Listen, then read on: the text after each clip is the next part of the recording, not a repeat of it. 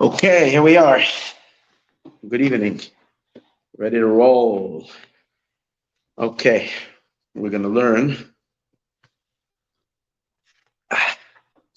the mimer. This class, which is tonight. It's the end of Hey Tevis, which is a big Yom Tif.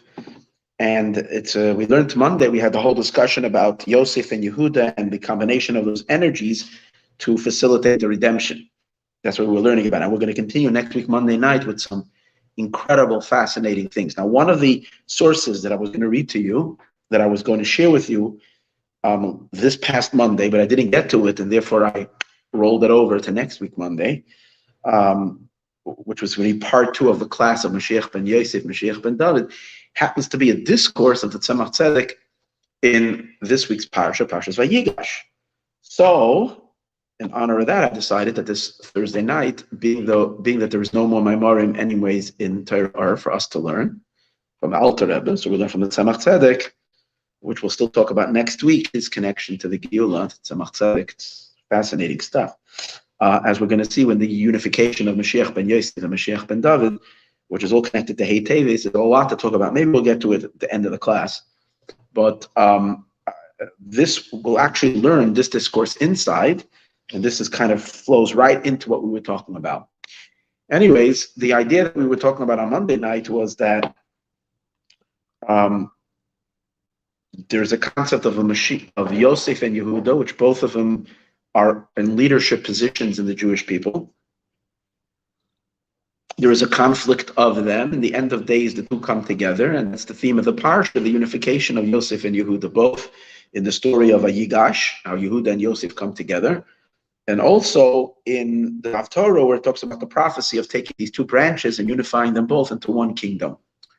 So this unification, as I spoke, is also connected to the idea that there is an islachtos, a unification between the two Mashiachs. There's Mashiach ben Yosef and Mashiach ben David, Mashiach a descendant of Joseph and Mashiach a descendant of Judah. And we'll see how the two funnel together. But what's the idea? We have to understand how they represent. So I mentioned already on Monday night that the primary objective of Mashiach ben Yosef is to help the Jewish people complete their work during the exile. Mashiach ben Yosef is really the power of ending the exile. Or, as we're going to learn in today's discourse, we're going to see that Yosef's energy, Yosef is our sustaining force during the entire time of exile. We see that before the Jewish people went out to Egypt, Yosef had to go there first. Even though we learned on Monday night that Yehuda also came, but Yehuda came for only a very short, brief period before they arrived. He was there, like on the way down, Yaakov sent him to go ahead of them. So he was there a couple of days before. But Yosef was there a couple of years before. He really paved the way for the Jewish people to go into exile because he is the sustaining force of the Jewish people during the exile, and he also enables us to complete the job in exile. Mashiach's job is already after the exile. Mashiach's job is to open up the future. Mashiach ben David. And that's why the Navi says that after the completion of Yosef's reign, Mashiach is going to be the ruler. The descendant of David is going to be the ultimate ruler of the Jewish people. Okay, so this idea I'd like to further develop in a mimer from the Tzemach Tzedek and Sefer Or HaTorah on page 2216. This is an Or HaTorah Chelek Vav. For those of you who want to learn the mimer inside, it's a very brief mimer. It's a page and a half, a very easy mimer, relatively easy discourse. So let's learn it together. So this week in the parsha, Yosef says to the brothers, after they were very embarrassed when he revealed himself to them, and he shared with them who he is, and they felt so ashamed. They didn't know what to do. They wanted to disappear in the ground. Yosef told them, don't be so ashamed and don't feel so terrible, because Hashem sent me over here to be Lemichya, that I am a sustainer for you. As we know, that the world would have perished in hunger. The family of Yaakov also would have been, God forbid, the family of Yaakov would have also been, there was no food. And Yosef is the one who prepared that was the simple meaning of this. He stored all the food from the years of plenty. And so that even though when it got tough, they were able to take out from the storages the enormous amount of grains, and literally he saved all the people, including his family. That's the simple meaning. A deeper level was he prepared. When the Jews came into Egypt, they didn't come as low-class citizens. They came as the family of the savior of Egypt. Yosef was the national hero, and they were his family. So they were treated with respect and honor, and therefore they were settled. They gave them the nicest, the finest, the richest neighborhood, most fertile land was given to them. The best of the land was where the Jewish neighborhoods were built. Later, of course, since the decree of the exile, it turned into an oppression. But at least at the beginning, the onset, so that's on the physical plane. On the spiritual plane, as I mentioned already on Monday night, Yosef went down to Egypt and he fought the demons. He fought the Klippa. He fought the darkest monsters of Egypt, because he had to overcome all the temptation. Mitzrayim was a very, very, very powerful headquarters. It was a very, very powerful domain, a kingdom of evil, a kingdom of sinfulness, promiscuity, and all kinds of other sins, and idolatry, and black magic, sorcery. All these various different things were very, very prevalent in Egypt and very strong in Egypt. And these are things that are extremely, extremely damaging to someone who wants to be a godly person, a holy person. So Yosef had to go down there and first kill and break the forces of darkness, weaken them so that we can go in there. And he also began the work of elevating the sparks of holiness. That's why we were going to Egypt in the first place, to elevate those sparks. So when something is stuck, someone comes first and he loosens the spark. Maybe he didn't extract all the spark completely, but he loosened them from the husk. It's like a certain procedure where you loosen first the seed, so that later it's easier work to take the seed out of the husk. So to take the sparks of holiness out of the klipa, Yosef did already a massive job, because he was such an incredible super soul. And he had that ability to be able to pave the way and enable the Jewish people. And as the Mimer is going to explain, had Yosef not done his work, we would never, ever, ever been able to survive the Egyptian exile, but also we would not be able to survive the 4 latter exiles, which we spoke about also on this past Monday. And I told you how Goshen, how Mitzrayim was the root of all the exiles, and how in the city of the land of the neighborhood of Goshen, where the Jews lived, which is called Goshna in the pasuk this week, is already hinted to all 4 exiles, the Gimel, the Shin, the Nun, and the Hey, each one standing for one of the other exiles. And by the Jewish people living there, and they were empowered by Yosef, this gave us the strength, the endurance to be able to make it through. And we are able to give a class today in the year 2021, almost 2022, Tafshin Pei Beis, and we can still be speaking holy words and speaking about Hashem and godliness, only because of the work that Yosef did then to empower us. Read inside. The pasuk says, as a sustaining power, God sent me before you, to make for you she'edis ba'aretz, that you should have a survivor in the land. You should be able to survive. You should be able to continue in the land. And to enliven you, lefleita gedola, for a great rescue. Yosef kind of rescued them to be able to survive in this very dangerous time. So again, the pasuk on the simple level reads as a very local story that has to do with the people then and at that time. But really, this message is really a cosmic message.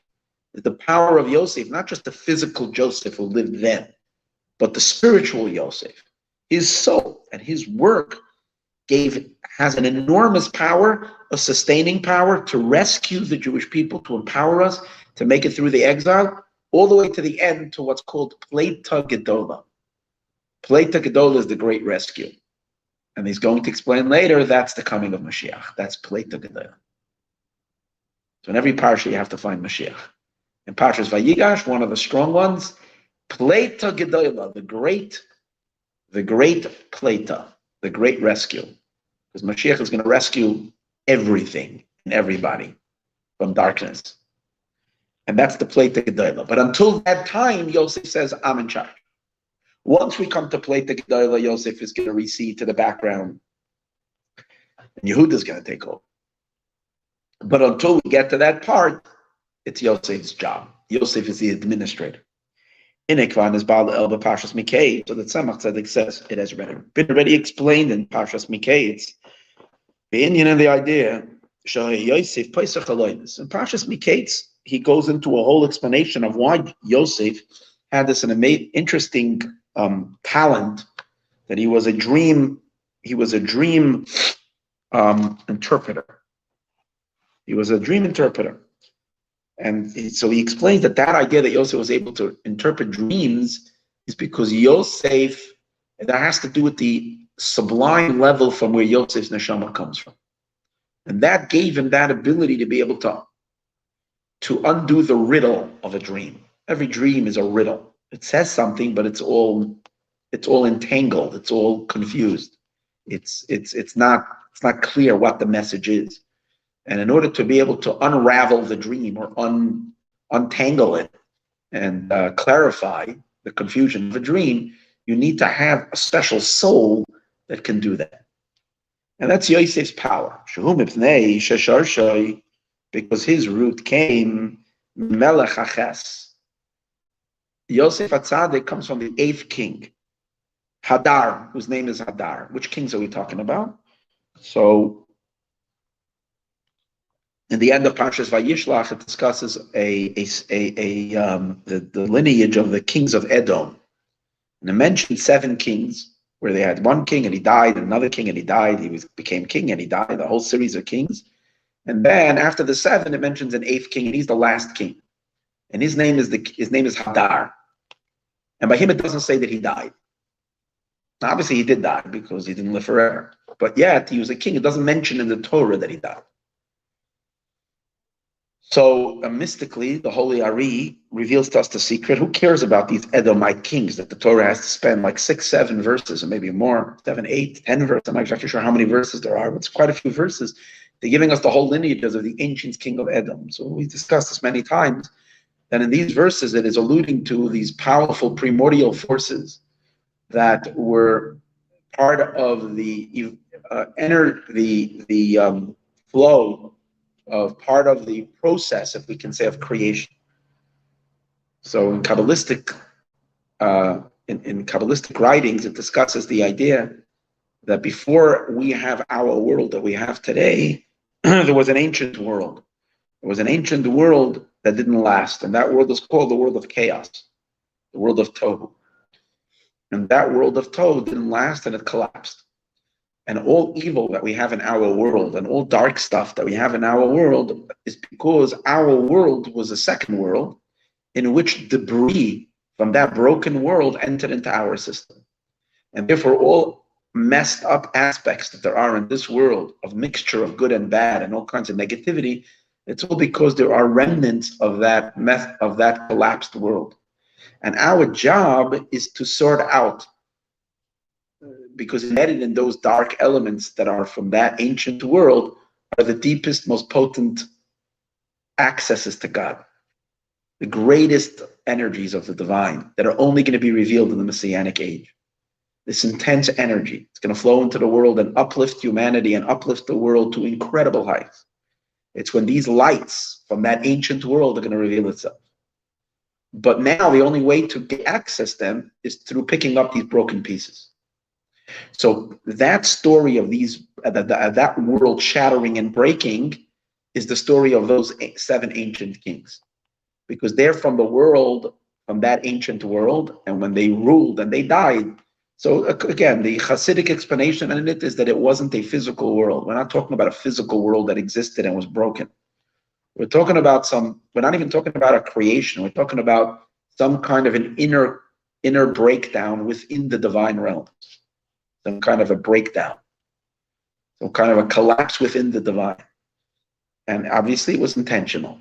It was an intentional collapse that God collapsed energies within himself. And these are seven emotions, seven sphirot, seven attributes of the divine that God intentionally released enormous amount of energies that these sphirot couldn't handle, and that's why they collapsed. And then but they're represented. They stand for these seven kings. Now, when we say in the story of in Vayeishev, over the story of these kings, it's not that these kings it's not that these kings didn't live, or that it wasn't a real story. It was a real story. There were seven kings in the land of Edom. But just like we know Esau, who was the Edomite, the father of Edom, Esau was also a real person living in this world, and yet he embodied these forces of Tohu. That's why he was such a madman. That's why he was such a ruthless brute. He had this enormous amount of energy, but it was not. He didn't have the vessels. He didn't have the containers to be able to use it correctly, cohesively, and in a correct manner. So he was just driven into all kinds of self-destructive behaviors, and not just self-destructive, but the forces that destroyed who knows how many lives. He was a murderer. He was a killer. He was a rapist. He was an evil person. He was a wild man.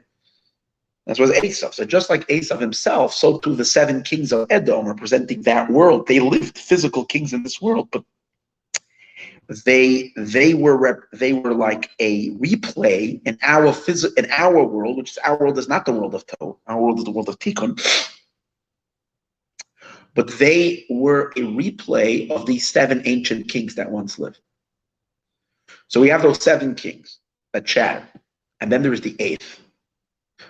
The eighth, that's a illumination that came after the shattering. And that illumination is the empowerment to actually begin the process of rectifying everything that broke. Because again, when God broke them, he didn't break them with the intention for the breakage. God did not want a broken world for the purpose of a broken world. He wants the broken world so that we can be partners with him in fixing and creating the magnificent beauty that's going to be when Mashiach comes. And therefore, God, once he brought about this new world, he created all of us to help sort out and to fix that broken world. Now that energy of tikkun, but it's not just the energy of tikkun, the energy that immediately follows the intense forces of Tohu, which that energy primarily is that first empowerment of God to fix that which broke. That's the eighth king. It's not the world of tikkun yet. It's the source of the world of tikkun. Since it's the source of the new world of tikkun. So it's a very, very, very powerful force because it has the power to fix everything that's broken and to sort out everything that's shattered. That king is called Hadar. Hadar means beautiful. Because the problem in the world of Tohu is that there was no beauty. There's a lot of intensity, but no beauty, because beauty only comes when there's harmony, and over there was no harmony. In the world of Tohu, there was no peace and cohesiveness. There was just intense energies that were in constant war with each other. So there was no harmony, so there's no beauty. But the power over here is a power to harmonize, a power to unify, a power to bring things together. Now, what he's saying over here in the Mimer is that Yosef's neshama, Joseph's soul, originates in the eighth king. His soul is an embodiment of that energy of that eighth king. And that's why Yosef has a unique ability to, number one, deal with the nations, because the nations come from the shattered world of Tohu. That's why Yosef is not a king over the Jewish people. He's a king over the nations, because he's meant to rectify the world of Tohu. In Egypt, he was also the leader of Israel, but he was mainly the leader of Egypt. So he's a leader of the nations. And secondly, Yosef has his job is not in the land of Israel. He's not king in Israel. He's king outside of the land of Israel, in Egypt, which is again the lands of Tohu, not the land of Tikkun. And over there, what is he doing? His unique talent is to begin the process of elevating the sparks, because that's what we do in the shattered world of Tohu. We need to go rectify and elevate the sparks, and that's the power of Yosef that he has. And again, what the connection is to dreams, he doesn't say it in this mind. He says, look over there is where he discussed this already. It's possible that the whole process, the whole idea of dreams is a Tohu experience, the element of dreams. And to be able to rectify a dream is to be, meaning to interpret a dream, is to be able to push away what's not important and to select the main important ideas and organize it. And that's what the process of birur is. To do a birur, to do a rectification, is to take all these things, pieces, and reorganize it and put it together the way it should. Again, I'm not sure because I didn't today get a chance to look where he references, but if I recall on the previous leave that we learned, that's kind of the idea. So again, he says, because Yosef's power and his root, the spiritual source of his soul, is from the 8th king Adar. He's the one who does a tikkun in the world of Tohu. And what is the tikkun that you do in the world of Tohu? That it should be integrated into the world of tikkun. As we said earlier, what do we do with these broken shards? We integrate it into this world. We take things that are messed up, and by having our correct approach, we utilize these objects, this phenomenon, these forces, but we access their energies, and we turn them into productive forces. We utilize them in a correct and productive way to make the world better, kinder, gentler, caring, make the world a better place, especially using it in mitzvahs to fulfill the divine will. Through this, we take all these raw energies and we these broken pieces, and we integrate it into the world of tikkun, because our world, and ultimately the full developed tohu integration into tikkun, is what Mashiach's world is all about. And that's why we find an interesting thing, as it says, Vayelaket Yosef is kol hakesef. One of the things that it says about Yosef is that he gathered all the money. He gathered all the money because everybody came, all the money of the world came to Egypt because it was a famine and no one had what to eat. So everybody came to bring, and Yosef gathered all the silver, silver, but it was all the money came from all the countries. And all came to, that's why Egypt became the wealthiest. And Yosef was in charge of this whole project. And the pasuk says he gathered all the kesef. So there's something very deep over here. In addition to him, that Yosef became wealthy, it wasn't just him. Again, the treasures of Egypt became very wealthy. And then the Jewish people took all that wealth when they went out of Egypt. That's the point. And they built a home for God in the Mishkan. So this was all an introduction to the going out of Egypt. But what is the deeper meaning? So the word kesef can also be understood as longing. Kesef also comes from the root of the word kesef is longing. That's why money is the thing that people long for the most. People dream about money. Everybody's dreaming about making money. Because money, kesef, the definition of the word is longing. There's a longing for it. Yosef gathered all the money, means he gathered all the broken longings that were in Egypt. These powerful energies of longing, powerful energies of love, misguided love, powerful forces of attraction, of love, which in Egypt, in ancient Egypt, was these powerful longings were translated into very, very, very corrupt forms of love and various different types of love and forbidden relationships and abusive relationships and all these kinds of stuff. which Egypt was full of that stuff going on. And Yosef was able to tap into those energy and gather those longings, extract it from its dark place. And then all that longing, which now longing really is ava, is love. It comes from the side of chesed, it's kindness. Kindness is love. So Yosef gathered all the sparks of love, of kindness. Now, simply the way we understand it, the simple meaning is that now we can take all that love, and turn it back to the right place. When the Jews went out of Egypt, they experienced enormous longing, crazy longing. It was longing to go to Sinai and to receive the Torah. They were burning up as the days were getting closer and closer. They were literally going nuts. They were in such a state of fervor and excitement. And when they came to the mountain, the longing and the thirst and the yearning to experience the divine became so intense that every time God just opened his mouth, they all died in the longing.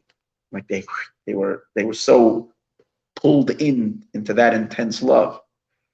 Now, it never occurred to me, but really all this longing was from the all non-kosher. It was all the dark longings that were in Egypt that they took out. Now it was all included in their soul. So now they can long for holiness. Now they can long for a mitzvah. So it was just a redirection of those energies to be in a good place. And that's how we elevate longing. That's a very mystical, beautiful idea, which is discussed in Hasidic writings. And the Alter Rebbe says to us, we shouldn't really consciously be involved in doing this, the Alter Rebbe says. He dissuades us from doing it because he says most people of us can get lost in this. We shouldn't try this, but it doesn't mean that we don't do it.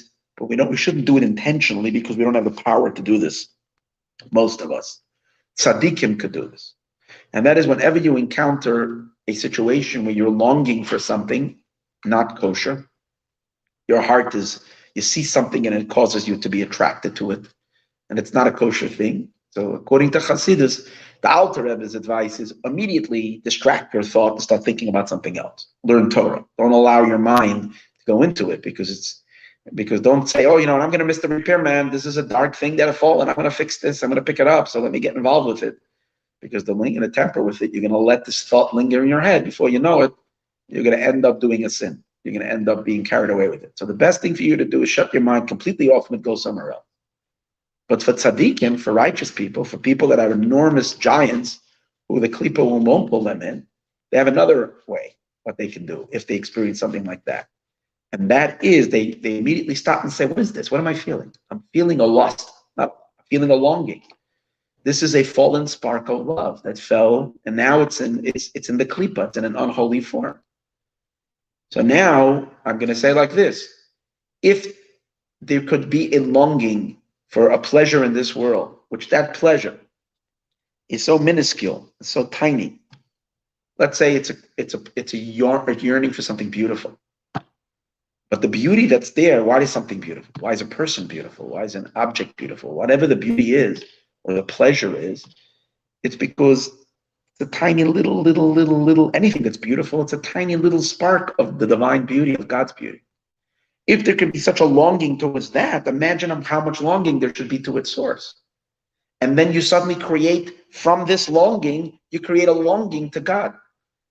And and then you grab that longing itself that's been floating in the air over here, this spark of longing, and it's now swept up, and it is causing you to long for God. So now you're elevated it and brought it into your prayer and brought it into your connection to Hashem. That's the concept of picking up love. Now you can also pick up fear. If you feel yourself suddenly experiencing an unhealthy fear, you feel a fear of anything that you shouldn't be afraid, you're intimidated by someone that you shouldn't be intimidated by. So you stop for a moment and you think, why am I scared? What's causing me this fear? This little creature is scaring me. This little dog is getting me nervous. It's barking. It's scaring me. I'm all afraid of it. But it's just a tiny creation of God. Who should I really fear? I fear God. He's the infinite being. So suddenly you take that spark of fear and you return it back to its source. You fear the one that ought to be feared. So you elevate the fear. And so it is in every emotion. It's called Allah Samidos. You elevate the midos, which is also connected to raising sparks. Because why are these in a negative? Why are they now in an unholy form? Because they're misguided. So Yosef, in particularly, what he did was he elevated all the silver, all the money, which money is the energy of love. Let's translate it as silver. Silver is the energy of love. Yosef is called kesef. Yosef gathered all the love, all the kesef. Hanimtzim b'mitzrayim, that's in Egypt. Piddish. Since Yosef is the primary one who elevates the sparks that have fallen, and he corrects them, that they should be put into the rectified world, which means we should put them into their proper place. That's why he did this avoda, his service, to gather all the silver, all the money on Nimtza b'Mitzrayim that was in Egypt.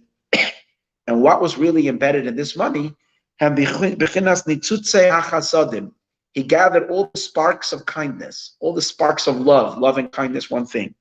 That they fell down in the shadow of the vessels.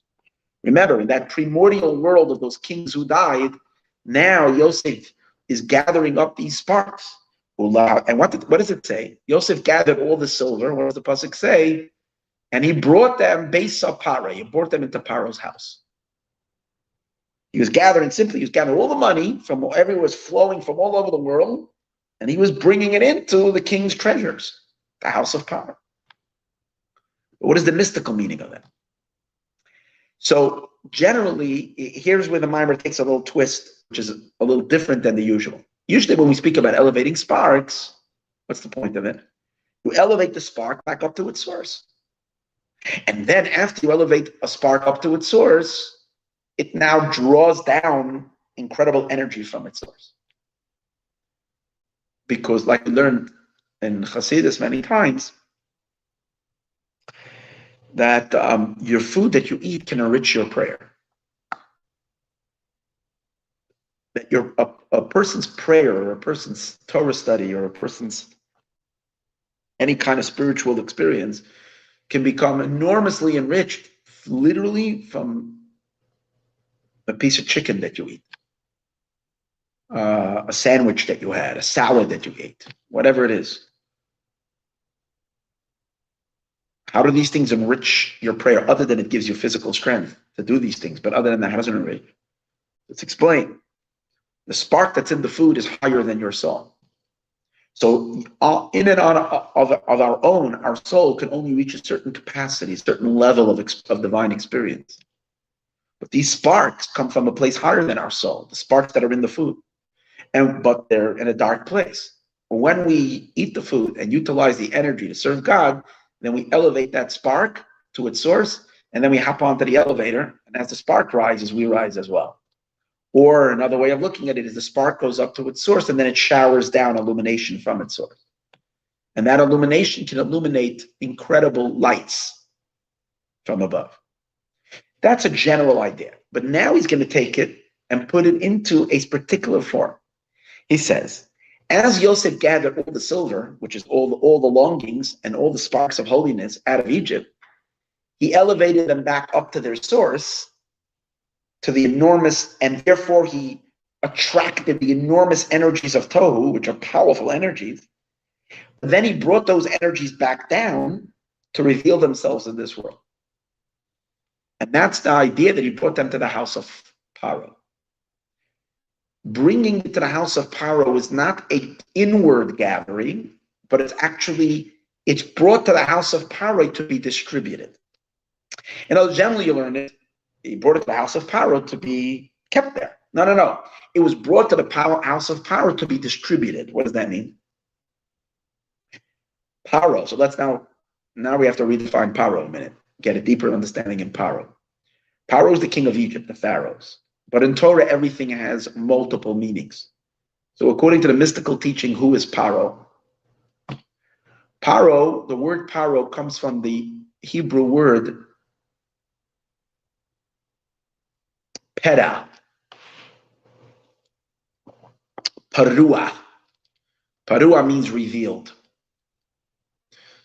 There's many words in the Torah that indicate parua. When it says by a sota that they have to uncover, here it says roishay parua. Here is uncovered.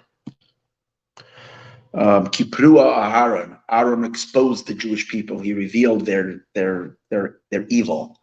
Moshe says by the egel, by the golden calf. Again, parua means revelation, when something is uncovered and revealed. Paro, therefore, means the source of divine revelation, which is malchus. We know that every revelation from godliness into this world has to go through all the sphirot, but where does it? But as it's traveling through all the attributes, it's still inside. When does it exit out into the creation, into the world? It has to go through speech, just like we. I can have inspiration, I can have ideas, but as long as I don't speak it, it's not going anywhere. It has to go into the mouth. The mouth is the speech. So the mouth is called Pharaoh, because the mouth is the revealer, is where it reveals. So Yosef gathers all the silver, and now by doing that, he brings all these sparks of kindness back to their source. And then he delivers them to the house of Pharaoh, which means they should be ready to be revealed when we need them. What should be revealed? Powerful energies of kindness should be revealed. When will they be revealed? When will these powerful energies of kindness, that again, let's follow the path of these kindnesses.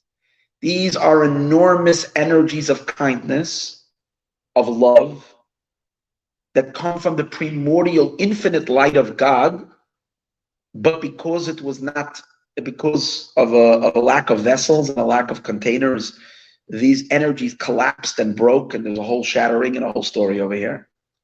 But these are very potent forces. And again, all 7 emotions collapse, but we're focusing particularly on the silver, on longing, on the love.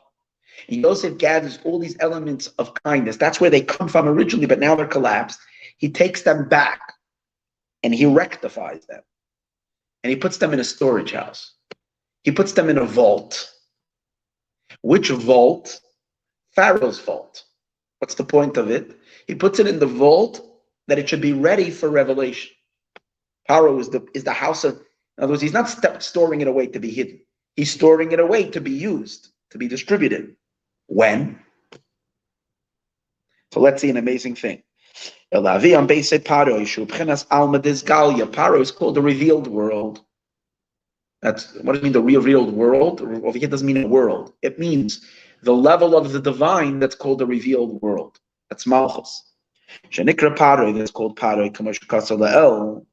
And what is it doing over there? Kedei, this awesome Lashpi Ali Yisrael, in order to distribute this to the Jewish people, B'chol Meshech Zman Hagolus Harav, during the enormous long time of the exile. That means that Yosef was packing a picnic bag. Yosef was packing when you pack a picnic bag, what do you pack a picnic bag? Pack a picnic bag so when you're not in a place at home, you're on a journey, you're taking a long hike. So every year in your home, whenever you're hungry, you go over to the cabinet, go to the refrigerator, you make yourself lunch, you make yourself dinner, you have food accessible. When you go on a long road trip, you got to pack up the ice chest, you got to pack up the thing. And what happens if you're traveling for a very long time? In Jewish families, we know when we go, we pack like anything, like this, food like that. Why? Because we're always paranoid, because not so many kosher restaurants if you're going away from the main hub. So you go, you pack up like crazy amount. So Yosef packed up. This is what he did. Yosef brought into the vault to sustain the Jewish people that want to living in the land of Israel. It's like being home. We're living in a divine paradise. We're living next to our home. So we go to the temple, we can constantly eat. We can sustain ourselves with spirituality. We have enough light to constantly, it's like being at home where you don't need to have storage because you're home. Everything's available. If you don't have it in the house, you go around the corner, you go to the grocery store. You go to the pizza shop. everything is close by. But when you're going away from home, you pack.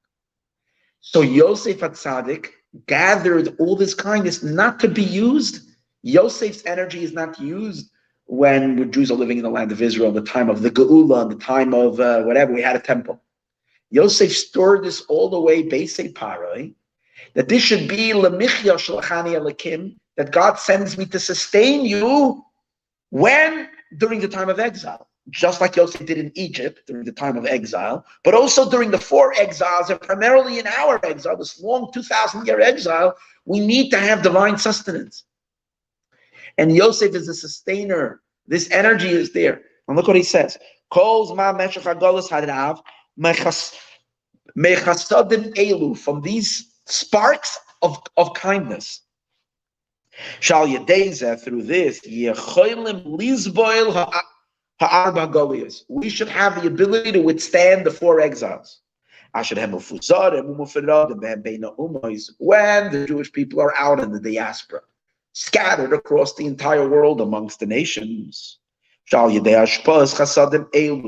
this distribution, through this handout of the flow of these kindnesses, we will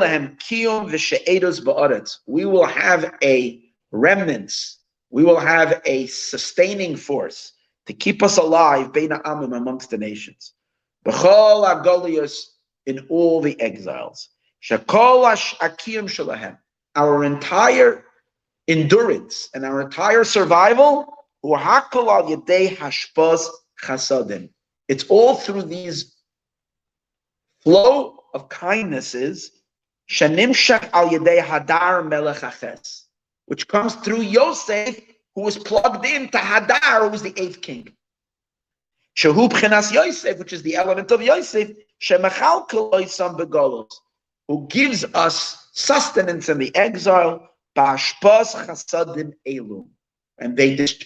by giving us, by distributing these chasadim, ma'at, releasing it little by little. It's a huge treasure. So he releases it little by little. All that. It's interesting because in Chassidus it says that in Kabbalah it says that in total there's 288 sparks. 288 sparks. There's some total of sparks of holiness that fell down during the collapse and the shattering of the vessels. 288 sparks. Reish Peches. And again, it's explained in last week's Parshas Vayeishev, 2 weeks ago, Torah Or, that each spark gets splintered into billions, but that's why there's so many. But really, it's 288 root sparks. And in Egypt, we elevated already 202. Rav, that's what it says. V'gam Erev Rav, a mixture. Rav is 202. Reish Beis. We elevated 202 sparks. What's left to fix? 86. Gematria Elokim. There's 86 sparks of holiness. Is all that is necessary throughout the entire exile. Is another 86 sparks of holiness.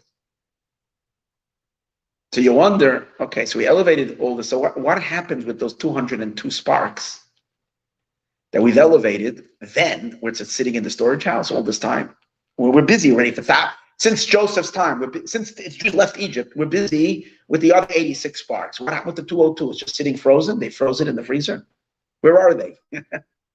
So now we see those 202 sparks are all in the storage, helping us in our final work to get these last 86. And I don't think we take the essence of the 202 sparks, but we take the dividends from them. They're in they're providing chesed. They're providing enormous. Now, how do we understand this chesed that is flowing to us? The Tzemach Tzedek is not. He's going to say something. I'm going to share with you in a moment. And he's going to go further, but I think it refers to many things. Number one, on the most simplest of levels, the time of Golus is the time of God's wrath, the time of judgment, the time of Gevurah. And we're entering into pockets of extreme Gevurah.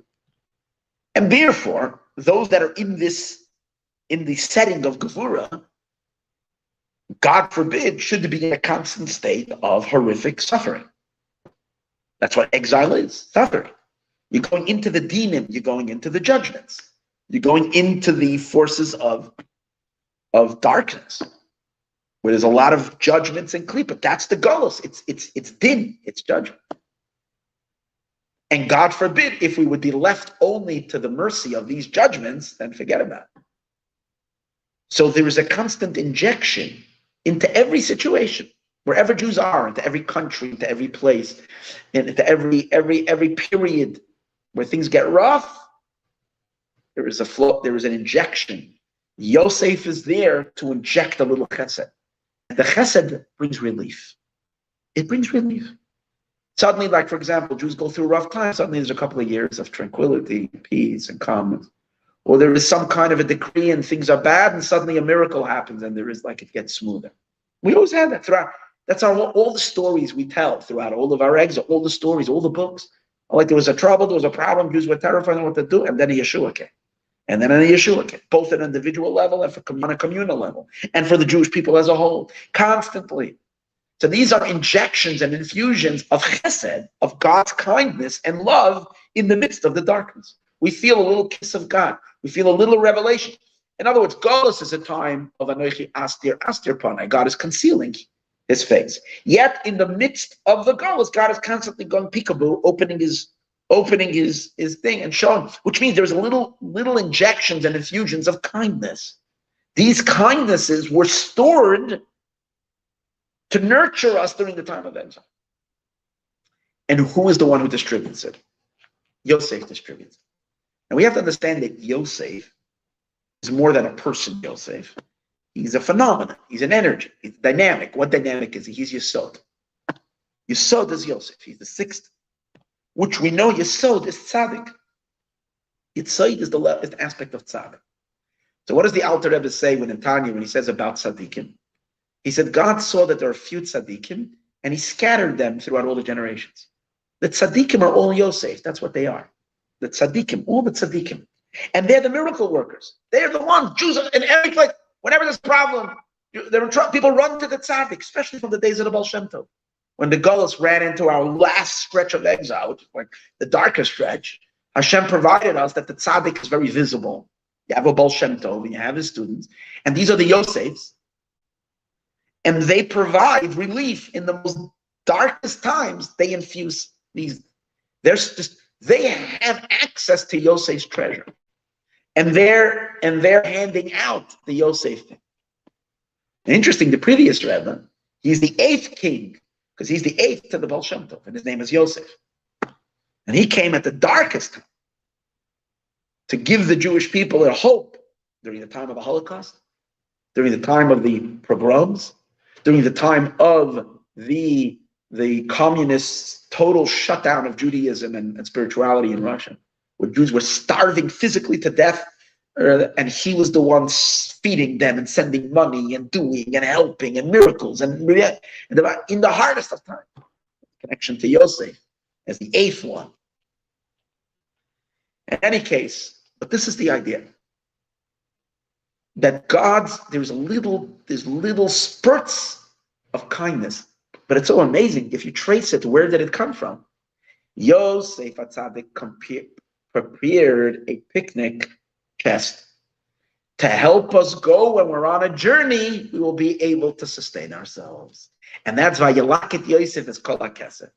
He prepared it, Beisei Pharaoh, to be ready to enter the world. Pharaoh was the funnel. That's Malchus, where everything enters. And he put over there enough kindnesses that during the time of exile, the Jewish people should be able to receive from these kindnesses to sustain us.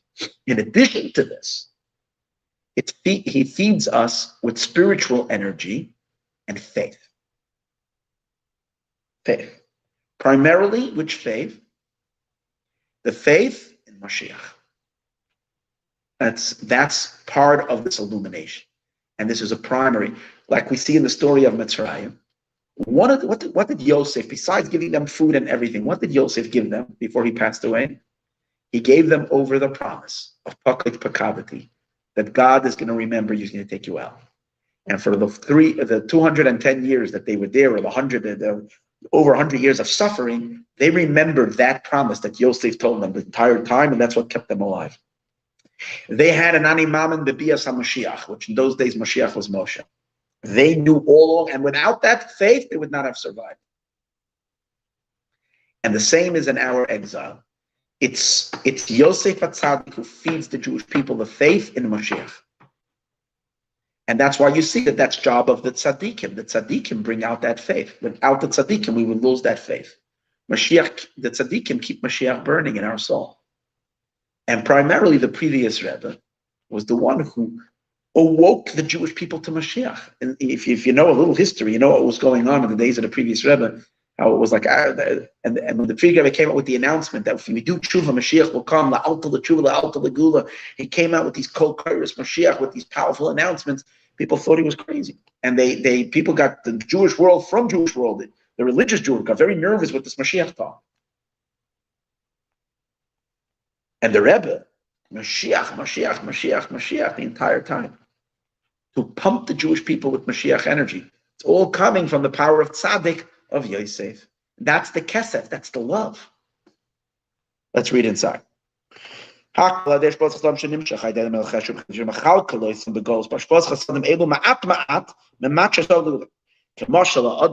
person, like it is a metaphor to a person, that he prepares provisions for the way. If you're going on a long distance, you got to pack a lot of food. You have to take a lot. You have to store up a lot. That the entire duration of your trip, you should be able to constantly, go and open up your food chest and take along. That you go until you will arrive to your destination, where you won't need this packed food. Now the Tzemach Tzedek says, we see it literally. We can see it literally with our eyes. For who? And this is the idea. That all the Jewish people are believers, the children of believers. That's our nash that we get. That's our sustaining force. Our whole length of our exile, this long exile. Now, we have a belief. What's our belief? That Mashiach will come. There isn't a shadow of a doubt that Mashiach is coming. How is it possible that the entire nation believes in the Mashiach after so many letdowns and taking so long? And we say to Nani Mam and even though it's taking longer, but we still believe. This belief never died out, even on the cattle cars to Auschwitz. The belief never went out. And it's even a bigger kiddush after the Holocaust. There's constant belief. Never. How's it possible? Klal emunah kvua.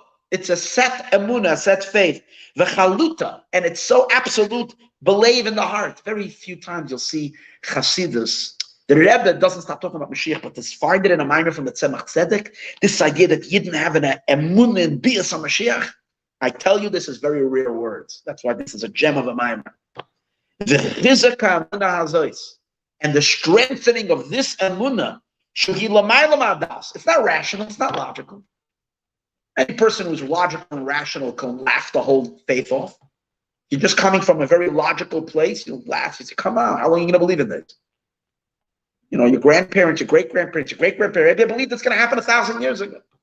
It didn't happen, so come on, drop the whole thing. It's a total fanatical belief. It's not like a thing. But for us, it's not a question. We know it's going to be. It's so rooted in our essence. That's what Yosef is giving us. That's the super soul of Yosef. He's feeding us this faith. He's that eighth king. He gives the Jewish people, he nurtures them with this kindness. He gathered this faith. He gathered so much of this amunah in Mitzrayim. And he gives it, he sends it out like he injects it. throughout all the generations. He injects a little bit to enliven us, and to sustain them. That we should have this emunah should be strengthened, even though it's beyond our mind, beyond our understanding. That's why Yosef was so busy. Yosef could see till the very end. Yosef looked ahead thousands of years. He saw our generation. He saw all the hardships and the troubles of the darkest times. And he did not stop working then to make sure to gather all this chesed, all this kesef, all this silver, all this, chesed is revelation. When you believe in something, it's because something is shining in you. It's a godly light that's shining in you, or else we wouldn't believe. He was so busy all this time. Now he was busy physically working. He worked in Egypt. He was in charge of everything. But by working over there, he extracted all the silver, which in this silver contained these sparks of holiness, of chesed, of kindness. And he took that all. That no one could raise their foot or their hand. Through that laborious work, he was able to elevate all the sparks of kindness that I mentioned before. That this should be our chayos and our sustaining during this long exile. And this is the meaning. Yosef gathered all the kesef, all the silver that was found. So he stored it all up for us. Now, Hey Tavis, we're celebrating the fact that the Rebbe was able to get the Friedrich Rebbe's library. That's also a gathering of Yosef. Yosef gathered over many years, our Yosef and our generation, also the eighth one from the Baal Shem Tov, gathered many books, gathered and gathered and gathered. And then there was a contention on the library. Same idea. There's a certain gathering. And then it came Beisei Paro. The Rebbe is in this sense Paro, because the Rebbe is Malchus. So it all comes in on Hey Tavis, it all comes into the house of Paro. So that's the connection to be revealed in the world. Now, in the Siddur of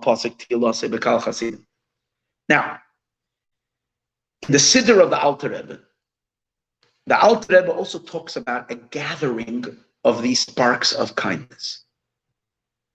Where does he talk about this gathering of these sparks?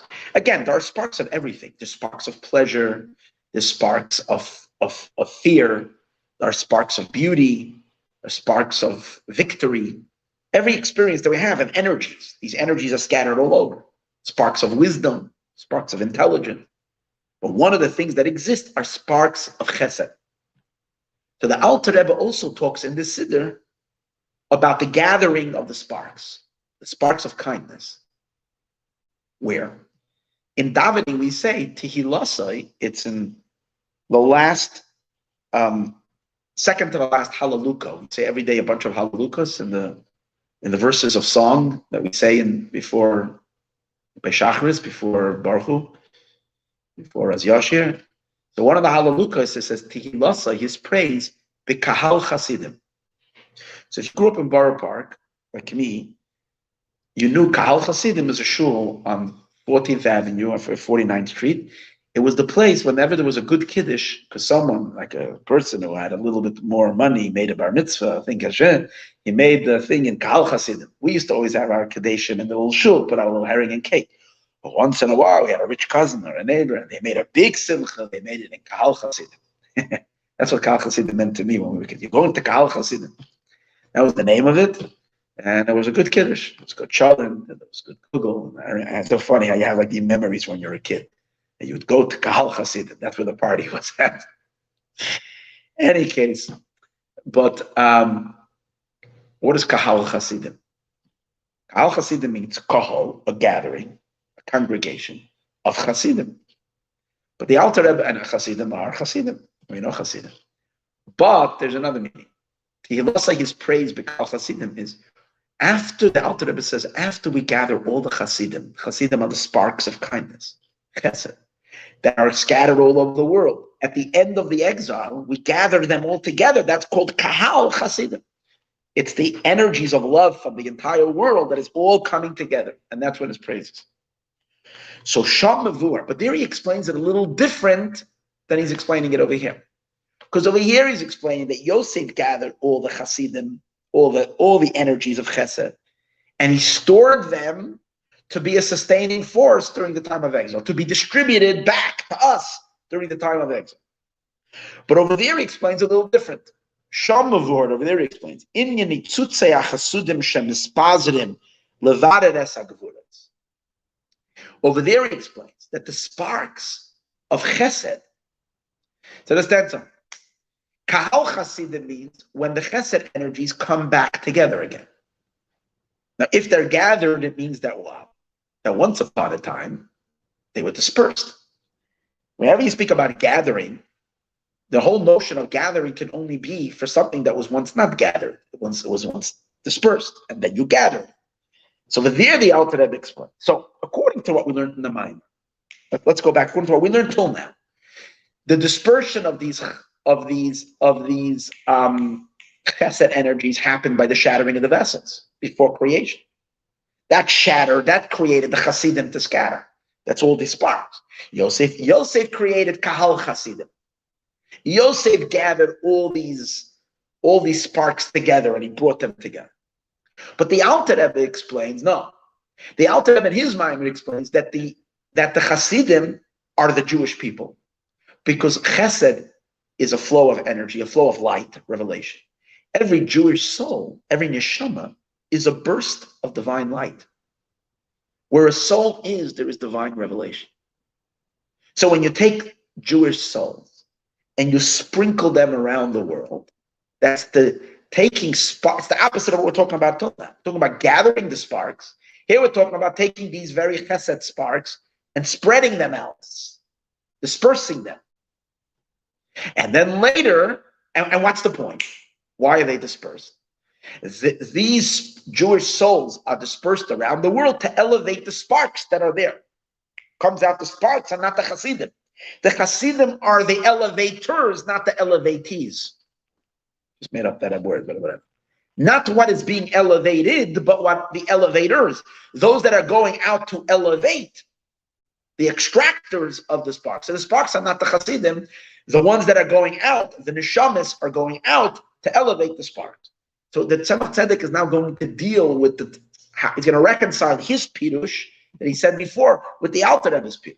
Are we talking about the Hasidim are the sparks that have been extracted, or are the Hasidim the points of divine energy that go to the sparks that are stuck, which come from Gevura? That's why they're stuck, and we have to shine upon them light so that you can extract them. So it's a little different than we said. So let's read. That these Netzutzei Chasadim are scattered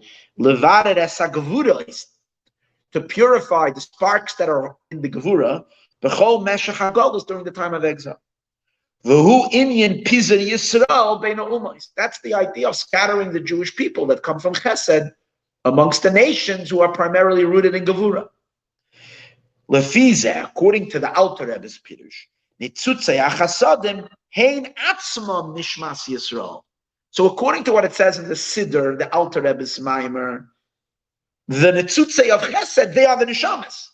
What we learned over here is that the sparks of Chesed are given to the Neshamas to sustain us during the Galus. We get a spark of Chesed. Yosef empties the treasure trove and he's distributing them to the Neshamas.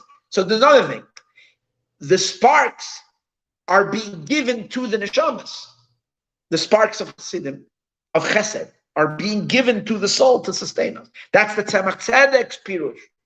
But the Alter Rebbe's pirush is that the neshamas themselves, they are the sparks of Chesed, and they're being scattered around the world to elevate sparks that are stuck in the Gevura amongst the nations.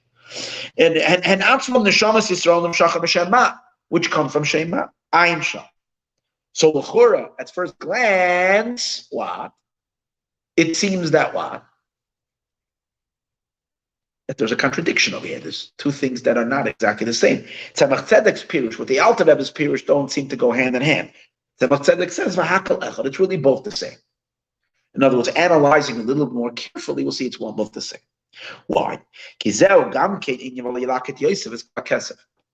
This too is the idea that Yosef gathered the kesef. What does that mean?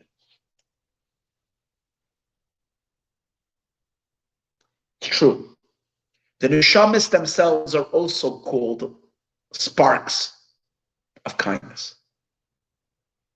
So when God takes the souls and he scatters them around the world, it's distributing these sparks of kindness. But initially, these very sparks of Jewish souls that are being now scattered all across the world, including some of them in Los Angeles, these very sparks of Jewish souls that have been distributed they themselves were once stuck in Egypt.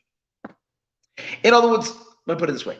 The Jewish souls are the extractors of sparks. The Jewish souls are sent into the world to extract sparks. But they themselves were also once stuck in the exile. The souls themselves, before they became the extractors, they themselves needed an extraction for themselves. Because it's explained in the Diffit Memorum, which we studied already, one amazing Biur HaZohar that we learned 2-3 years ago, that part of the treasure trove of sparks of holiness, remember we said before 202 super sparks were stuck in Egypt. That's the majority. There's only 86 left. And all the 4 exiles were just doing 86. But in Egypt, there were 202. So 202 of these sparks, some of it was the money in Egypt. So it was embedded in all aspects of Egypt. But one of the most important elements that was part of that energy, part of that treasure trove of sparks that was stuck in Egypt, were the future Jewish souls. The Jewish souls themselves were in Egyptian entrapment. What does that mean? That when this family of 70 people, which we read in this week's parsha, went down to Egypt, they obviously had Jewish souls, but they were a tiny minority of their own Jewish souls. They were a tiny minority of the Jewish people.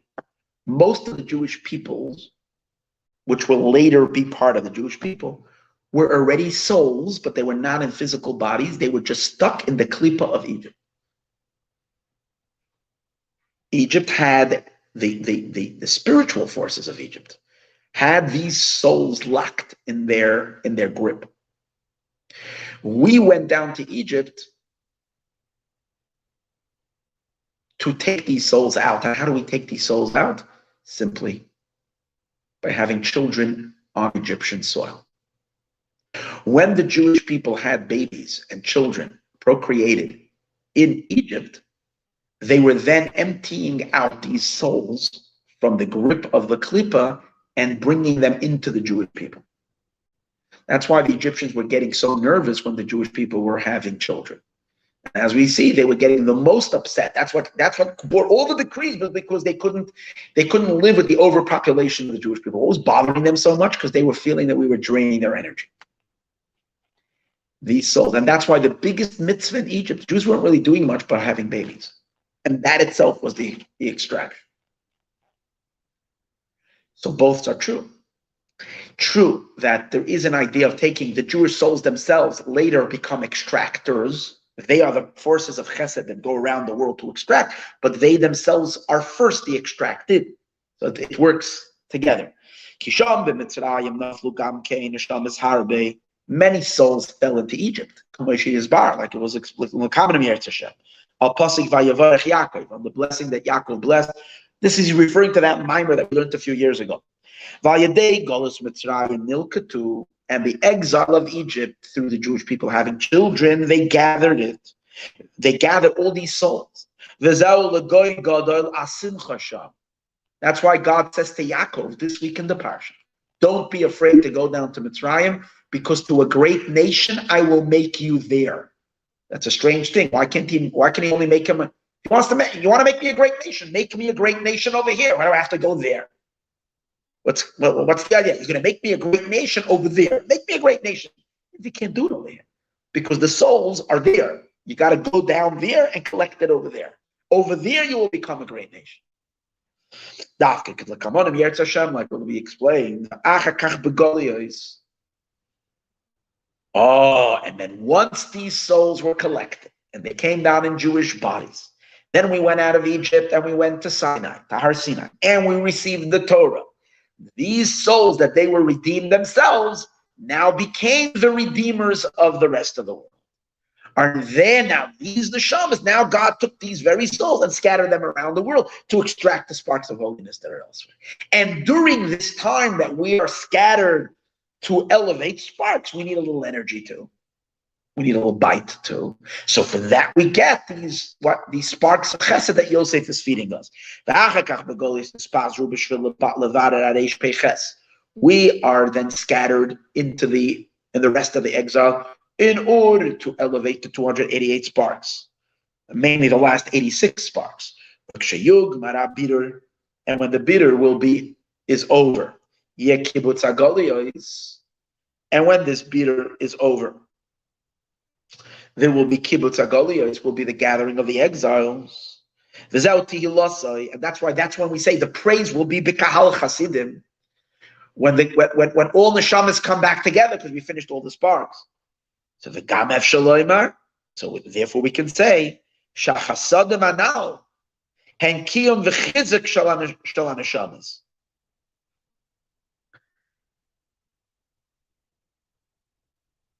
In addition to what we were saying before, that first the neshamas are extracted and then the neshamas are scattered out. But in addition to that, as he's saying now, the nitzutzei chasadim, the chesed, is giving koyach to our, more than that thing. Our neshamas now, that are now scattered in the world, the koach that we have to elevate sparks is coming from what Yosef gathered then, and he's feeding our souls. That's how we have the power to do a bitter. Then both drushim fit, both explanations. Is that the chesed energy is a sustaining power. It sustains. The neshamas are the ones that are, the neshamas themselves, put it this way, the neshamas themselves are sparks of chesed to elevate the sparks. But the neshamas themselves need a chesed to them. No, the neshamas are the illumination to the world, but the neshamas themselves need illumination. And these are these sparks that Yosef feeds us during the time of Golos to help us do that job, which includes the ability for us to elevate sparks, our emunah and bias Mashiach. As I mentioned earlier, in general, all the times that God is showing us kindness during the time of Golos, these are all these sparks of chesed that Yosef has put aside for us. And again, who's feeding it to us? That comes through the Yosefs of the generations, which are all the Tzadikim that are meant to sustain the Jewish people during the time of Golos. And this is what Yosef says to his brothers. Now don't be sad, because God sent me to be your sustainer. Because Yosef went down to Egypt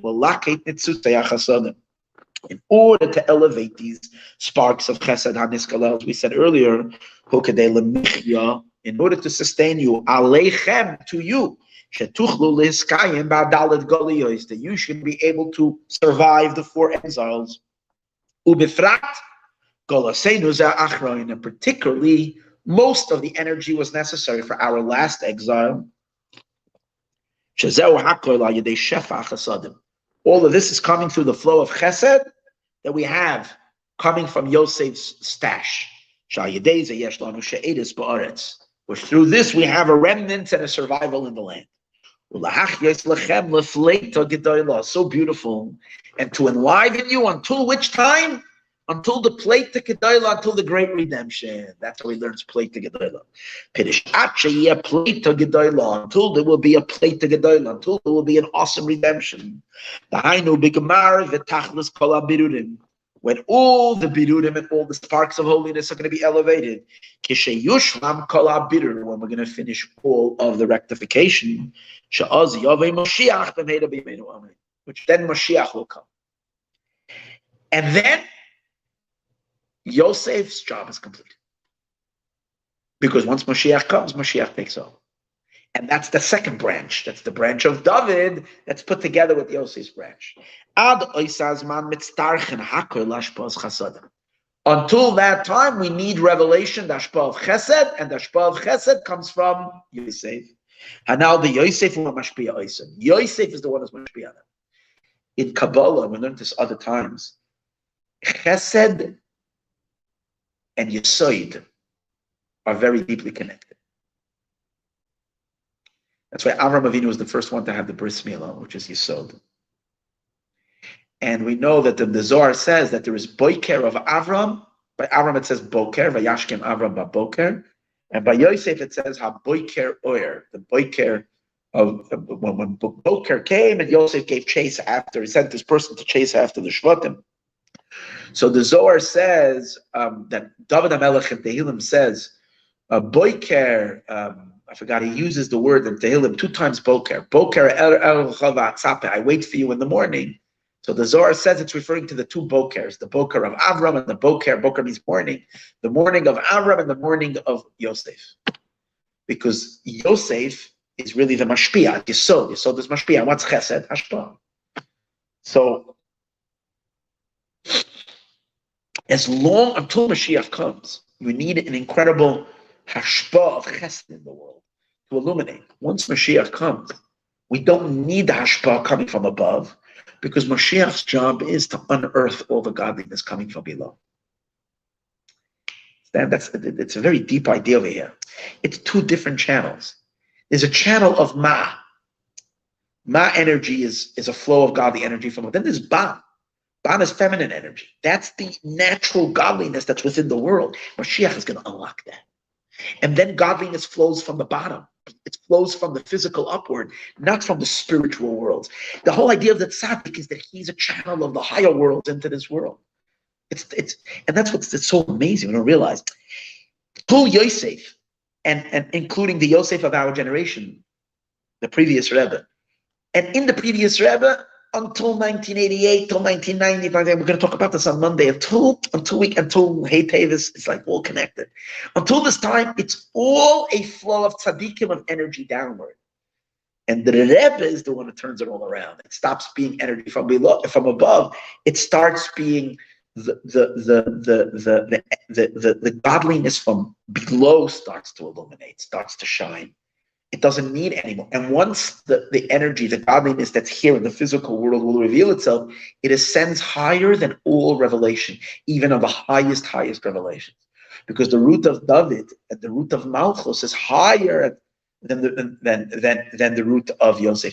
And that's the idea that feminine energy is higher than masculine energy, because the feminine is the root, is Malchus, and it is really sourced much higher than Malchus. But as long as there's exile, you still need the chesed flow the entire time. But once we reach the end, once we reach the plate of Gedolah, the great redemption, boom, then Yosef is already, his avodah is over, and then begins the avodah of David. And that's the Haftorah of Vayigash. Avol kishayia play to Gedolah Hanal. Once there's the great redemption. As kivan sheyizbarer, that's what he's planning now. Once we finished elevating all the sparks, and what happens? Shein ban. Ban is the mixed world of good and bad. Ban is one of God's names, but it's the source of the physical world and of the creation where there is a mixture of good and bad. Well, once that's rectified, so then the name of 52 is elevated legamri completely. V'yis'ala l'sharsha, it will go up to its root, to its source. Shehu Shem Samach Gimel. Yosef is the channel for Shem Ma. 45. It's the name, the 8th king is related to Shem Ma. It's the, that's why it says about this king Hadar, it says V'shem Ishtoi, the name of his wife, Mahatabel. Ma is her name. And Tabel, want to see something cool? Yud and Lamed. Yud and Lamed is 40. Lamed is 30. Yud is... No?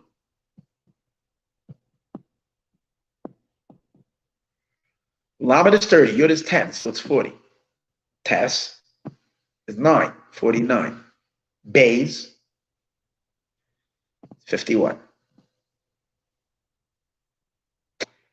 When you spell the word Mahatabel, it's Memhe, it's 45.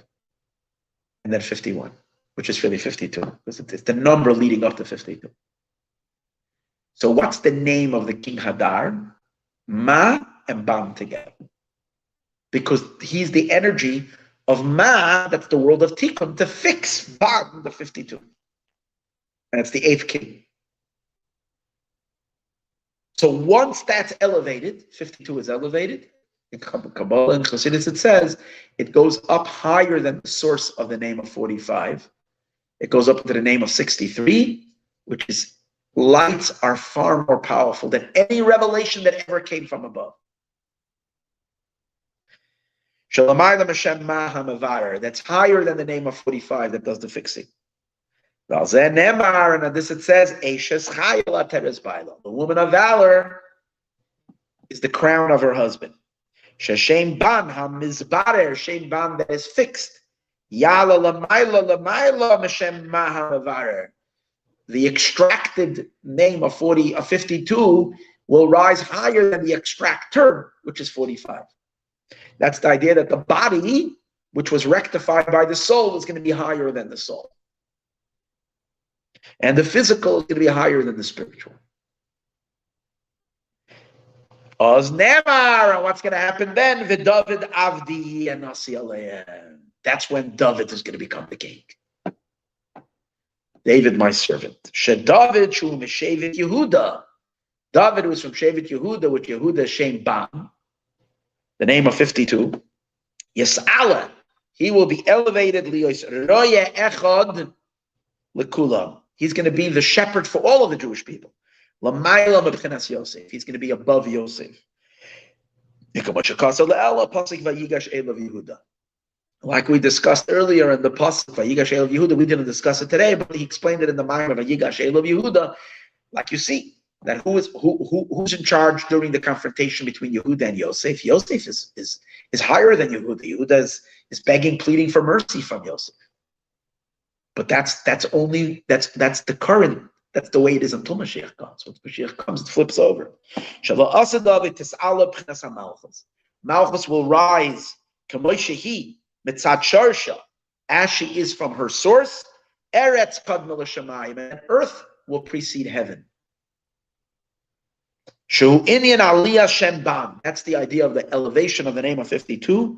B'samach gimel in 63. Shalamayla shema. That's above 45. Shu b'chinas Yosef, which Yosef is the energy of 45. Keniskaliel, as we said earlier. Aval atshe yiyah pleta gedola. But until that time that we have this great pleta, this great rescue, b'chol meshech hagolus, during the entire duration of exile, shaloin is bar Hashem ban adayin. That Shem Ban has not yet been elevated, legamre completely. Then Yosef Yosef is the one who does the work of doing the birur canal. That's Yosef's level. He's the 8th king. He's the one that converts tohu, the world of chaos, into tikkun, into the world of rectification. Everybody has to come on to Yosef. Dafka. Shememenu Yesed Mimeno Pina. From him is the nail, from him is he's the anchor. Through Yosef we get all our power. Shehu Ashalit Ba'aretz. He is the one who rules over the earth. And he rules over Malchus. Shememenu Nishpa Shefa La Malchus. From him comes the Shefa, the that's during the time that there is a certain masculine dominance. But that's only till Mashiach comes when it will turn around. And now, the way the system is now is that heaven is higher than earth. But when Mashiach comes, earth will be higher than it. He's the one who gives you that sustenance.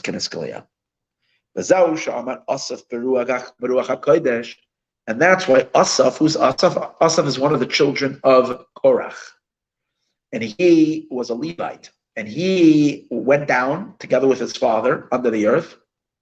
But later he did tshuva, and he was released from under the earth. He came back up, and he composed certain songs for the temple, for the Beis Hamikdash. And in one of his compositions, he speaks about the Jewish people in exile, and he says, Noheg Katsoin Yosef. That Yosef is the Noheg, is the one who leads us. Noheg Katsoin Yosef, Roye Yisrael Hazina, the shepherd of Israel. Hazina, listen. That means he's singing the praises of Yosef. Shehispalel Asaf. Asaf is praying, Al Arichas Agolus. Asaf is praying of the length of exile. He needs to mention Yosef because that's the whole power to sustain us during this time. He is the one that sustained us with this chesed energy, to sustain us during the time of exile. Until there will be the great rescue. Then David HaMelech becomes the Nasi. So Yosef himself says it. I am alive in you until the great Plato.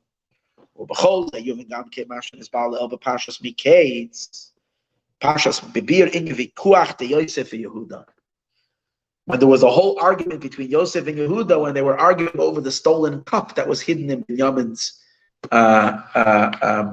sack. And in the end, now here's the thing.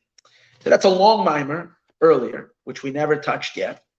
See, we have still something cool to learn. What's going on in that argument between Yosef and Yehuda? I did teach a small mimer in Torah about the Gviya HaKesef, but there's a long idea of what was that drama all about. What is the Gviya HaKesef? What's it doing in Binyamin's sack, and so on and so forth. But we're not going to discuss that today. But in the end of that mimer, there he explains, over there it says, he brings the idea that in the days of Shlomo HaMelech, remember I spoke Shabbos and I spoke about Goldie. I said that in Moshe Mashiach, we need the gold. And that's the way it was in the days of Shlomo. Shlomo HaMelech's days, they didn't want silver. No one, silver was considered valueless. So it says over there that Shlomo HaMelech felt you don't need silver anymore because the moon was in its full. It was 15 generations since Avraham Avinu was a full moon. And in this state, he felt you don't need silver anymore. What does that mean spiritually? It means that he felt silver is the flow from above, is Yosef energy. Silver chesed. Gold is gevura. Gold is fire. Gold is the Mashiach energy. It's the energy flowing from below, fire sprouting, earth erupting with godliness. Silver is light coming from above. Chesed. Shlomo HaMelech felt that he's already in Messianic days. We don't need the silver. He made a mistake. Because true, in Mashiach's days, you won't need silver. You won't need silver anymore. Gold will. According to one pirush in Mashiach, he's going to give two pirush. According to one pirush in Mashiach's days, you won't need this masculine light at all. And if you can do it away with it. But Shlomo's mistake was that he wasn't at the time of Mashiach yet. He had a little spark of Mashiach, but it wasn't yet there. Or he's going to explain that even though feminine energy will dominate, we won't completely shove away the masculine in their life. Won't be completely. The men will still have a little room in their avodah. So therefore, it won't be right even in Mashiach's days to completely dismiss the silver. You can keep the silver too, it's just be secondary to the gold, obviously. Shlomo HaMelech was punished on this. It's not understood well. But based on what we learned over here, Yavur, it will be explained. The Kesef is of these two levels of silver and gold. The Yosef and David. David is gold and Yosef is silver. Yosef, who is the name 45, he is primarily from Chesed. And now I understand something very, very interesting. When the Rebbe got married, the Friediger Rebbe's daughter,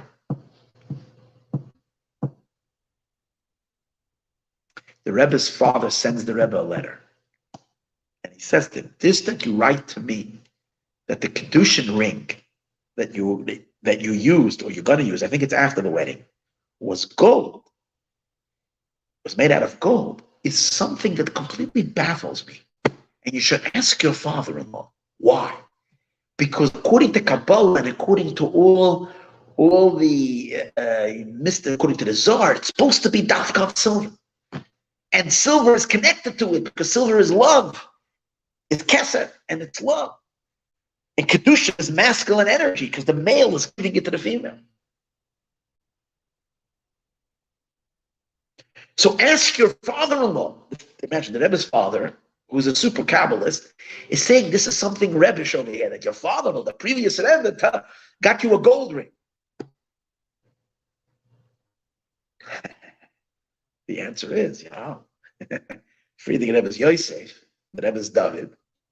That's already a level of gold. So you're right. Generally, it's with silver. The Rebbe's wedding. Now, it's possible that there are other Rabbeim. The Rebbe mentions it by Fabrengen, like the mystery the Rebbe mentioned about by my wedding there was a gold ring, or this is what the Friedrich Rebbe said, or whatever. But I have to take a look into it a little more about this whole thing. But I'm getting it now. It's very possible that this was related to this whole situation over here. So again, Yosef Hashem, which is it's all about bringing godly light down from up down. The famous minor from the Alter Rebbe in Parashas Re'eh, the Haftorah over there, where it says, in the summer we learn about this. It says, "V'samti katked, I will make your windows out of katked." So it's brought over there in Medrash or Gemara, where it says that there were two angels that were arguing what is katked. It's a certain precious gem, but what is it? One angel says it's yashpeh, and the other one says it's shoah. Meaning it's two different stones. There's an argument, and then Hashem said, let it be like this and like this. That's why it's called Katked. Kadein or Kadein. I'll make it from both. I'll make it from Shoam and Yashpeh. They'll be both. So the Alter Rebbe, of course, and on Gemara like that, goes on to a 3-page, like a long, amazing mimer. When the Alter Rebbe explains that Shoham is Yosef's stone, because in the stones of the Kohen Gadol, so the Shoam stone belongs to Yosef. Yashpeh is Binyamin's stone. And Yosef and Binyamin are two different energies. See, Binyamin is more the energy of Yehuda, Malchus. Because Binyamin, you see, remember I spoke about it on Monday night, when they had the split of the kingdoms, Yosef took 10 tribes, but Binyamin went with Yehuda. And you see even in this week's parsha, Yehuda stands for Binyamin, he fights for Binyamin, and he actually wins Binyamin over Yosef, because you see in the end, Binyamin will stick to Yehuda the whole time. Yehuda gets it because Yehuda is willing to give his everything for Binyamin. In any case, Binyamin and Yehuda have a connection, and according to the mystical aspect, Binyamin is shaykh to Malchus as well, just like Yehuda. That's why Shaul, who's a melech, comes from Binyamin, not from Yosef. But in any case, Binyamin is this feminine energy going upward. And that's Yashpeh, Yeshpeh. Peh is Malchus, upward energy. Shoam is downward energy. And the Alter Rebbe explains it's a different, if you look at the stone, it has a different. Shoam is a very transparent stone, very, very clean stone, so it allows light to go through it. Yashpeh has more of a sparkle to it, because it's not so much just a conduit for light. It's more of a rebounding light. It's more the light going from bottom up. And that's the question of the windows of Jerusalem that God says I'm going to make. What are they mainly going to be made out of like descending light or rising lights? That's the whole argument over there. God says it's going to be both. But what do you see that Tzemach Tzedek is bringing? You see over there as well, Yosef is referred to as that kesef. The same idea. The Shoam stone and kesef is the same idea. It's a down. The Yosef, the Shoam stone of Yosef, Hashem, Ayin Sham. Look at that name. Therefore, called Asik Yosef or Yebekesef. That's why Yosef doesn't. Yosef is not busy with with gold. You don't see any mention of gold with Yosef. You see he's busy with kesef. First of all, he's gathering all the silver, and then he takes his silver goblet, his silver cup, and he's hiding it. He's dealing a lot with silver, because that's who he is. He's the man of silver. He's taking all the sparks of chesed canal. He's using it. This is what he's using to elevate, to give us power. He's infusing us with energy to be able to rectify the name of 52, which is all the physical matter that we have to elevate during the time of exile, through godly light coming from above. So spirituality is enabling us to deal with the material. But once the material is fixed, we don't need any more the spiritual light, the spiritual flow from above to illuminate, because the physical itself is shining. But David, Malchus, which is Malchus, which is the name of Ban, 50 Yedua, the Iker Vinyanai Min HaGevuros. It's primarily built not from Chesed, it's primarily built from Gevura, which is gold. Which is gold. And you look at gold, gold is fire. Gold is sparkles. It's flames of fire. It's the blazing feminine fire of longing upward. To return and rebounding light. Mibia, going out from the lower worlds. It's an ascending energy. To become unified. In the Orein Sof. That is illuminating in Atzilus. There's great godly light, and it's the longing and the fire from below, from the lower worlds, to be unified with the great light of Atzilus, which is expressed in the gold. And that's why by David itself, his complexion was red. David was red. Red represents that longing, that fire with beautiful eyes, but that's that sparkle of longing upward. And Mavua and Mamaila is explained above. And that's why you see, you realize it. The Rebbe is ever a person who longed more for Mashiach, who longed the fire. Not stop. That's the characteristics of David, of Malchus. Sha'ada pleita gedoyle de la'asad lavoi.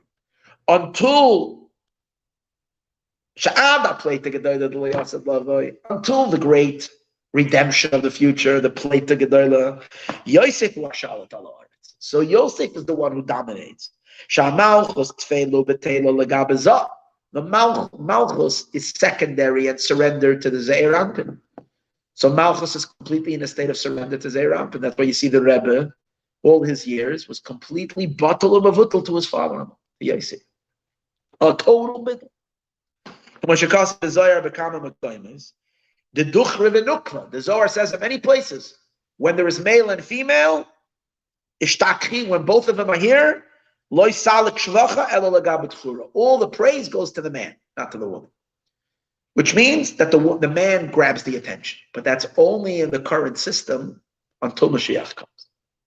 And we're seeing it in the world as well. Women, for thousands of years, women were in the back of the stage. They were not in the limelight.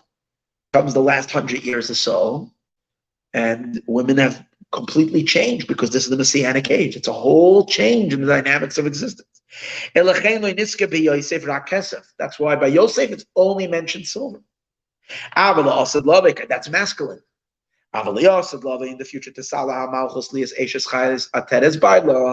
Malchus is going to rise to be the crown of her husband. In his bar, and we said earlier, now we learned earlier that the Beis Hamikdash of Shlomo was futuristic. That's why it was made not out. One of the differences Alter Rebbe explains of Yosef and Yehuda is stone, and Yosef is wood, is plant. Yosef, the word Yosef means to add, just like a plant that always grows, it adds. Stone, inanimate, doesn't grow. But that's why it's Yehuda. Because the quality of Yehuda, the feminine quality, is complete surrender, the complete bittul, the complete nullification to God, in a way of like complete simple faith, action, deed, all the elements of surrender, as opposed to development and growth. That's all a masculine energy. The energy of the feminine energy is yearning, but also a power. Malchus is the power of submission. Obviously, the positive submission, not a negative submission. The ultimate submission to God Himself, which is the high end, which allows God Himself to manifest in the thing that's submitting to Him. That's why in the Mishkan never had the divine presence like the Beis Hamikdash, because it was made out of wood. That means it was made out of an entity that enjoyed being the Mishkan. It was growing from the experience, as opposed to the complete abnegation of self that was in the stones of the temple. That's Yehuda. And that's why they explained how Shlomo Melech is from tribe of Yehuda. And it was in Jerusalem, which is the territory of Yehuda. And it was made out of stone. So in a sense, you can say already that once you have the temple already, which is made out of stone, we can already expect to drop the silver and move on to the gold. Because that's the quality of the feminine quality. But yet, even though maybe, as he can explain, and that's why Shlomo Melech didn't want to deal with silver anymore. He rejected silver completely. It's already a little ray of the future. High time for that reason, it was built only with stone. The stone is very higher, much higher. And that's why Shlomo Melech cherished the gold. And silver wasn't considered anything to him, because he thought, once the moon is in its fullest, Malchus has already risen. Now it's already time to make gold the primary thing. But why was he punished? The reason he was punished, he can give two reasons.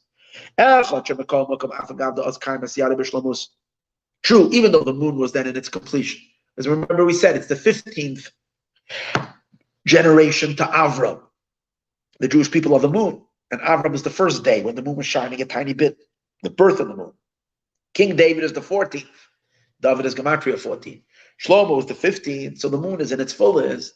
So we're already in a time, kind of already like Messianic times. The tikkun was not yet. Like we see, it's still taking, we still have almost all the exiles happened after that, right? It was a little flash of that, but it was not, they didn't arrive to that level. That's one reason. So therefore he can't put away the silverware yet. But another reason. The that is Baila. Even when a Malchus will rise to be the crown of her husband, you can't say dismiss the silver completely. Even in a time when it really is Mashiach.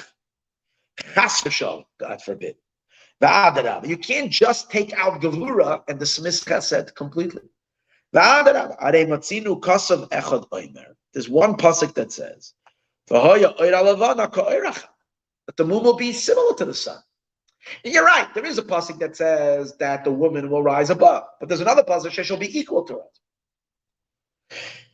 And the light of the sun will be 7 times 7, which according to that pirush, the moon will rise to the sun, but the sun will be even brighter. So on the one hand, it's still showing that there is some kind of a mila, equality in the spiritual and in the masculine light. But in other places, it explains that when we say the moon will be like the sun, and I spoke about this recently, and that the sun will be 7 times 7, that means the moon will be like the sun. And what kind of sun? What kind of sun will the moon be like? Like the sun after it, in the Messianic age, when it becomes like 1 billion times brighter. So that means, according to that pirush, the moon isn't any less than the sun. Even, in other words, even this pasuk doesn't say the moon is less, the moon is equal. But even if we're saying it's equal, it means it's equal. So it's not a total dismissal. And that's the idea. The sun then in that case would be related to silver, and the moon, as we're saying now, related to gold. If the moon is going to be like the light of the sun of now, but the sun will exceed that and go even further. But according to that, which according to sometimes it says that the moon and the sun will be equal in their height. That Malchus and Ze'er Anpin will then be on the same level.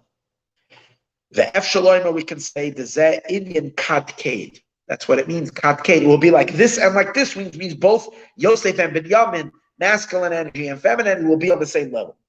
Al Shem Shu B'chinas Keser V'Zov or Yoshev or Chazar, V'loy Kishloima, not like Shlomo Shadatza Shia, Aliyas B'chinas Chayzor Lavad. Shlomo wanted to just make it be just returning energy alone. That's why Shlomo was punished because he dismissed the silver completely. Okay. Kitzer, let's do this little summary that he does. Yosef likit nitzotzei achasadim. Yosef gathered all the sparks of Chesed and Mitzrayim, and Vion Beisa Paro, he brought it to the house of Paro. Alma des Galia, he brought it into Malchus for what purpose? It's bringing and it's giving the Jewish people during the time of exile a little by little spurts of light. They should have set emunah. The Jews believe, particularly in Mashiach. This is the meaning he gathered to prepare for them provisions for the way. For a sustenance God sent you until the coming of Mashiach, which is called the Plate Gedolah.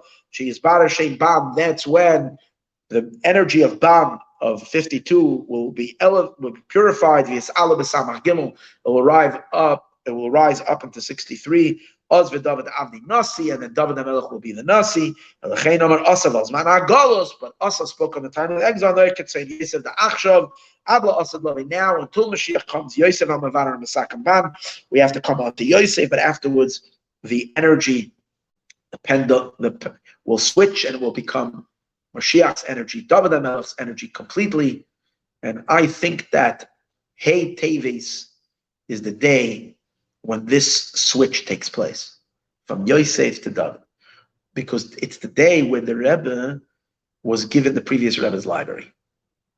That means he receives the full energy from Yosef. And once Malchus receives the full energy from Yosef and it's completely registers inside of him, then Malchus can open up her own power.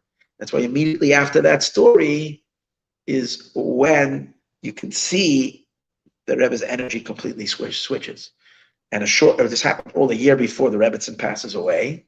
Then you see, which I'll discuss in the next shir, this amazing dynamic of what took place. And according to my understanding, that's the entire essence of this holiday of Hey Teves. It's the completion of the flow of energy of Chibur of Yosef and Yehuda.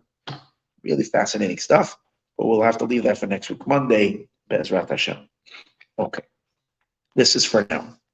Sustaining power for now.